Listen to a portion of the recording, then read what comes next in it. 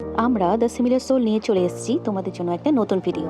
এবার আমরা সকাল সকাল রওনা দিয়েছিলাম ডালগোলা থেকে চিলাপাতার উদ্দেশ্যে। তবে এবার আমরা শুধু দুজনেই ছিলাম না, ছিল আমার বাবা এবং মা।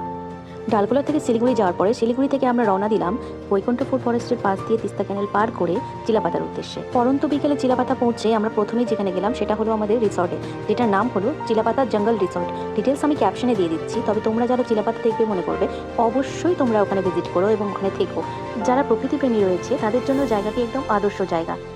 খুব সুন্দর সাজানো গোছানো ছিমছাম একটি রিসর্ট, এবং ওখানে পৌঁছেই বাবা মাকে দেখলাম দোল খেতে ব্যস্ত, এবং তারপরে দেখছি আমার বড়ও দোল খেতে ব্যস্ত হয়ে পড়েছে। পরদিন ভোর 4:30 আমরা ওখান থেকে রওনা দিলাম এবং 5:30টায় সাফারি আমাদের বুক করা ছিল। তো ওখান থেকে পৌঁছে আমরা প্রথমেই চলে গেলাম মেন্দাবাড়ি ওয়াচ টাওয়ারে। মেন্দাবাড়ি ওয়াচ টাওয়ারের পাশেই রয়েছে একটি গ্রাসল্যান্ড, তবে এখন ওটি নষ্ট অবস্থায় আমরা দেখতে পেয়েছি, কারণ ওখানে বন্যা এসেছিল।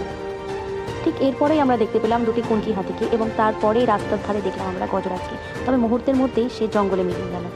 এরপর নলগড় ফোর্ট, কিছু ময়ূর এবং কিছু হরিণ দেখার পরে আমরা চলে গেলাম আবার আমাদের গন্তব্যস্থলে, যেখান থেকে আমরা শুরু করেছিলাম। রিসর্টে পৌঁছে ব্রেকফাস্ট করার পরে আমাদেরকে প্রথমে এই দুটি গিফট দেওয়া হলো। এরপরই আমরা বেরিয়ে পড়লাম সিখিয়াঝোড়ার উদ্দেশ্যে। সিখিয়াঝোড়া হলো নর্থ বেঙ্গলের অ্যামাজন নামে বিখ্যাত।